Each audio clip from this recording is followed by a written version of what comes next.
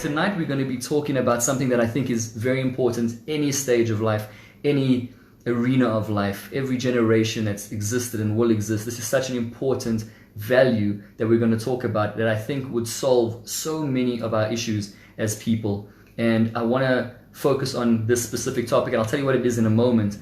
But how it came about was, in light of everything that has been happening around the world, especially like the protests, etc., that we've been seeing all over in the news, I want to focus on a very important topic and value that speaks to all of us on some level. And I want to talk to you tonight about knowing and recognizing your value. Recognizing your value as people, as God's people. See, every single human being is intrinsically valuable. Every single person carries worth. And intrinsic, by the way, means that you're valuable, that you are worthy just because, just for the fact that you're human. See, the fact that you are born and you are human makes you valuable, makes you worthy. You know?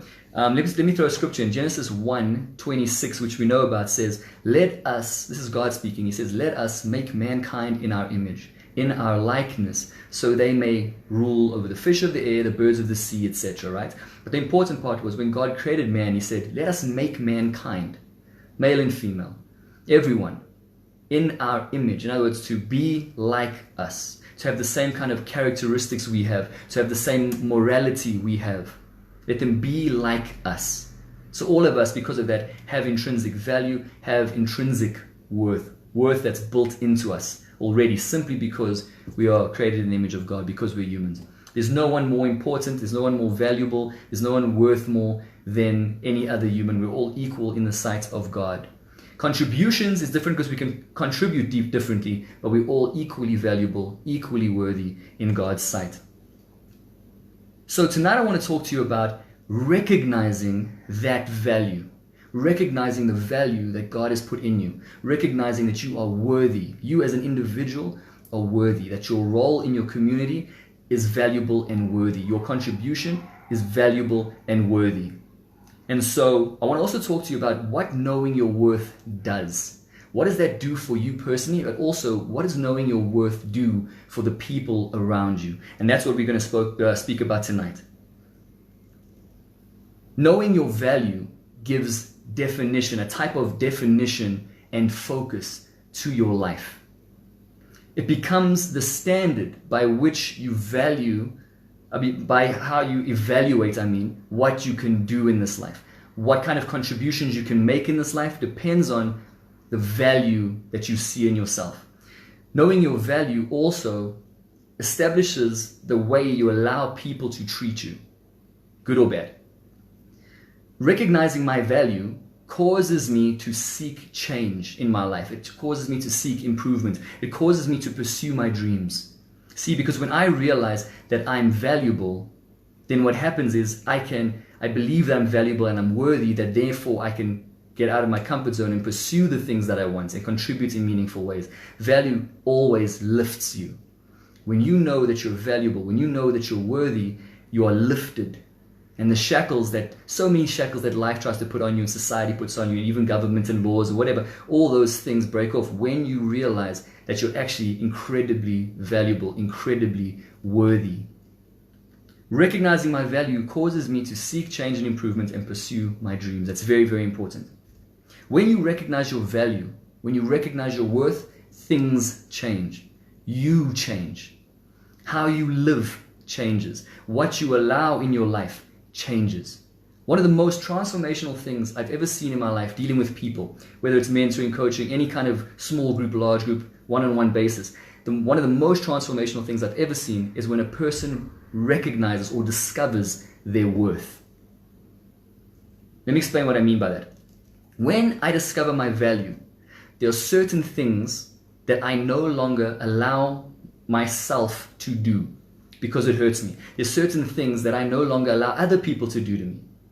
Toxic, unhelpful things that causes pain, those things, I push it away. Anything that causes me to self-destruct, and you know we all have that button in us that we like to self-destruct, we remove that when we realize our value, because anything that's going to hurt me, anything that pulls me apart, I get rid of. Also, when I discover my value, any person in my life or any relationship that I have that diminishes my light, that tries to chip away at my value or my worth, automatically is pushed out to the outskirts. Because I know I deserve to be treated with dignity and respect. Now, if I don't believe that I'm valuable or worthy, then pretty much what happens is I allow people to treat me however they want. But as soon as I recognize I'm valuable, that I'm worthy, that changes. I stop allowing certain things to happen in my life. See, value lifts you.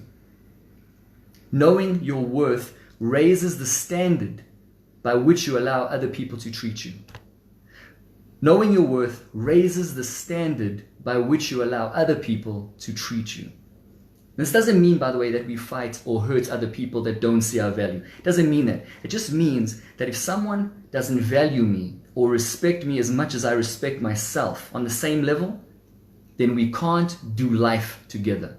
How come? Because I know that I deserve better. I know that I'm worthy and deserving of respect and honor and esteem. And if someone doesn't give that to me, automatically what happens is I stop walking a road with them. It's not about hating, it's not about unforgiveness. It just means I need to be with people that recognize my value and walk a road with me. And that's what we're talking about tonight, recognizing our value as people.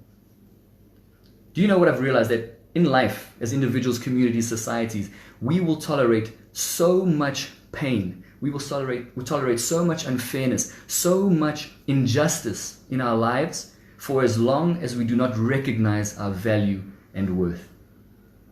Look what's happening all over the world, generations after generation. If you don't recognize your value, you allow terrible things to happen. You will allow injustices to happen. Knowing your value causes you to rise. It causes you to set boundaries, which is so important. It causes you to have confidence to pursue the life you desire to have. Just by knowing your value, just by recognizing your worth, those are the things that come into your life. It liberates us from so many shackles. Think about this. Some of the greatest movements, right, that we've had over the last few years, let's say the modern history era, have occurred by individuals or groups of individuals who recognized their value and worth as people, as a community, as a group of people, whatever, and they fought for that value and worth to be expressed in their realities. So let me give you some examples. In the United States, in around about 1870, there was as part of the broader women's rights movement, there was something called the women's suffrage movement in America. And what happened was basically these women had recognized that they were valuable, that they were worthy, that they had something to offer. That they had something to offer their country, despite being women, that they were equal to men and could contribute equally. And so they protested and marched so that they could have the rights not only to vote, but also to run for office if they chose to. Now, what happened was, this took about 50 years, by the way, but by 1920, they had finally tasted victory in the approach, and women could finally vote in America. What happened is, Martin Luther King Jr., for example, and the civil rights movement in America, the fall of apartheid, all these kind of things were movements that were born from a place within an individual or a group of individuals, or a community, I should say, that recognized their value, they recognized their worth, but they looked around at life and saw that the reality they were living in didn't respect nor reflect that. Then what happened? So they rose up and demanded for the way they were living to reflect the value they felt inside. All the great movements, that's what happens. When you see your value, then things can change. And this goes obviously for these broader kind of movements I'm talking about, but also for you as an individual. Value and worth was central to all of these movements.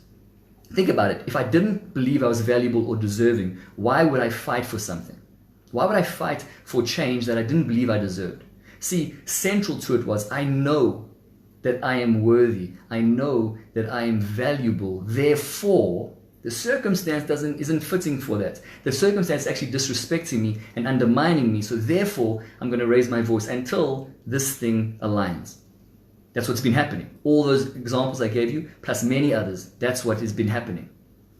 To add meaningful value into my life, into the lives of people around me, I first have to recognize that I carry value and worth within myself. When I see that value within me, I can then add value to my closest people, my family, to my community, society, etc.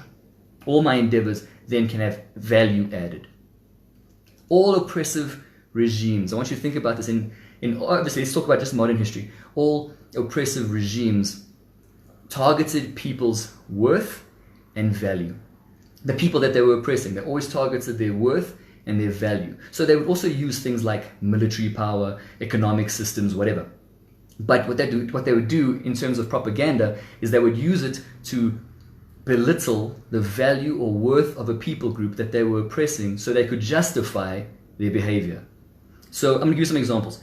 And I did this, by the way, because if they were successful in doing this, then the people that don't know their worth or don't believe in their worth don't fight back.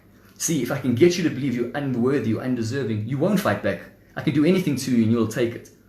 So let me give you an example. Nazi Germany, right, under Adolf Hitler, used a very effective tool of propaganda. So what they did was basically they targeted the German population, the overall German population. And then they said to them, basically, these Jewish people, they are the problem, right? The Jewish people, these are the ones, they're less valuable, they're less worthy than you. And what this did, constantly hearing this, right, through this culture, euthanized the conscience of so much of the German population that what happened was that allowed the atrocities that followed, things like the concentration camps, the gas chambers, the Holocaust in general, to occur. How can you stand by and watch such evils and not do anything? And I'm not saying, I mean, of course, people fought, and a lot of people within Germany fought, but it didn't work everywhere. And so what happened, obviously, was the culture in general became blissfully ignorant, and that kept them so they could do all these terrible things because we told someone that you are superior or they are inferior to you, and that's a problem.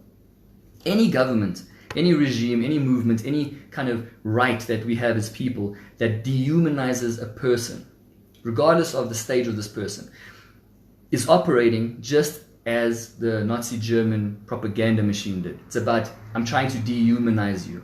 I've noticed something. The Rwandan genocide, which was a very complex situation, there was these two tribes in Rwanda. It was the Hutus and the Tutsis, I think, and the bigger population group were the Hutus. And what happened with them was, there was a lot of political things and years of conflict and building up. But what happened, a big part of the propaganda, a big part of the messaging that they pushed was that these Tutsi people who benefited from the colonizers, they were cockroaches. And when they said that word, all of a sudden it dehumanizes, it takes away the value and worth of the people. And then 1 million Rwandans, brothers and sisters from Rwanda, from the Tutsi tribe, and mostly the Tutsis, but also some Hutus, were killed in a space of, I think, a month or two. It was a terrible thing. That happened in 1994, if I'm not mistaken. The point is, when we take away a person's worth, when we take away a person's value, then the atrocities can happen. That is why, regardless of the society, we can never allow a dehumanizing effect to come upon our society, come to our children, in schools, in the varsities. We can't allow any group of people to be dehumanized, because then the atrocities happen. It's not okay. But when people recognize the inner spark, when I talk about the inner spark, I mean it's that voice, it's that belief inside of you that you are worthy, that you are valuable, that you are deserving, that you have the right to exist, that you have the right to pursue your dreams, you have the right to fulfill the role that you feel is in your heart to fulfill. When that happens, there's a certain level of dignity or self-respect that goes with that. And then regardless of your gender, your race, your socio-economic standing, those people then rise, they fight, they raise their voices, their volume increases until they were heard. And that works for every society, that works for us as individuals. When this happens to us on a personal level, we too raise our voices. We too engage the culture for change. We too passionately pursue improvement. We also look at ourselves differently. We speak to ourselves differently. That's so important. The self-talk is so important. In fact, you can tell your relationship with yourself based on how you talk to yourself. When you look in the mirror, what's the most dominant thought? What are you saying about yourself? Are you saying, oh, stupid, ugly, can't achieve anything. Those things are important. They're important indicators to tell you where your value is of yourself. Is there value? Is there respect? Are you worthy? Do you believe you are worthy for yourself? Those are important things. When we speak different to ourselves, we no longer tear ourselves down with our words. But also, something else amazing begins to happen, is that we stop doing that to other people too. I found out that when I recognize my value, that I'm created in the image of God, that I'm valuable and worthy and deserving, when I realize that, then when I look upon other people in my relationships or one-on-one conversations, I realize that they also are worthy. They also are valuable. And I treat them with the same respect I treat myself. Now, this small but powerful realization changes us, which in turn changes our lives. And when our lives start to change, we then impact the communities and our families, etc., positively. Value is super important. And that's why, even to this day, 2020, there's still situations like this where we are attacking the value or the quality or the worth of people to diminish them. And that's a strategy. It's been a strategy for years. When I know my value, when I know my worth, I then can add value to the people around me in every endeavor that I pursue. That's how powerful it is. High achievers, by the way, are people with high self-esteem, high self-belief. They know that they're valuable. They know that they're worthy. They know that they can contribute, and they pursue it. See how it works? I value myself. I then value other people. I then value my contributions. I then can give boldly and confidently to the society I belong to. I'm convinced that one of the reasons that we treat people as unworthy, not the only reason, just one of the reasons that we treat people as unworthy or without value, is because we haven't yet recognized the value or worth within ourselves. From that place of frustration, because it's very frustrating to look at yourself and not see value, or not to believe in yourself, or not to recognize that you are worthy and deserving. And in that place, you're at war with yourself. It's the worst kind of war. And then what happens is, out of that place of frustration, we take that out on everyone else. And it's part of the problem, not the only problem, but it's part of it. Jesus made a statement. He said, love your neighbors as you'd have them love your neighbors as you love yourself. It was part of the new commandment he gave. He said, love the Lord your God with all your heart, strength, soul. And then he said, love your neighbor as you love yourself. But the condition is, I can't love my neighbor until I first love myself. See, a lot of life is internal. Most of life, I think, and most of our reactions are internal things. If I'm at war with myself, automatically that spills out and I'm at war with so many things. When I love myself, when I value myself, when I recognize the worth in myself, I then treat people in the same way. See, the precondition for me to love my neighbor, to serve my neighbor, etc., starts with me first loving and serving myself. And I don't mean selfishly. I mean just recognizing I'm worthy, I'm valuable, fixing the things in me, and then therefore it reciprocates onto the people around me. It pours out. My prayer for each and every one of us and every person we come into contact with is that we all discover our value as people. The value that we see in ourselves teaches us to value others. And that's what breaks down barriers. That's what breathes new life into hopeless situations. That's what restores dignity. That's what overcomes the status quo. But it starts with us seeking. It starts with us asking ourselves hard questions. It starts with us searching within to see ourselves as worthy, as valuable, as deserving. I want you to do something this week. Maybe you've never done this before. Look in the mirror this week and say to yourself these kind of sentences. I want you to say, I am worthy. I want you to say, I am valuable. I am deserving. I want you to say, I have the right to exist. I have the right to pursue those things that are burning deep within my heart. Now, when you say it the first time, it might feel incredibly awkward, incredibly difficult, but I want you to do it anyway. Because we have to start to reprogram the way we think. The Bible says that we transform our lives by changing the way we think. And it starts with to change the way we think about ourselves too. So again, guys, what I want to just reiterate and close with this idea is that our value as people, how we value ourselves and the worth we see in ourselves matters, because it impacts how we see other people. It impacts how we what we tolerate in life. It impacts whether we allow ourselves to suffer or not. It allows ourselves to rise beyond current circumstances, or at least to bind together and fight injustice. But it all starts with this little spark called value and worth, and to know that you're deserving of the life that you want, the life that you desire. You deserve equality. You deserve justice in those terrible things that have happened, because you're equal and worthy.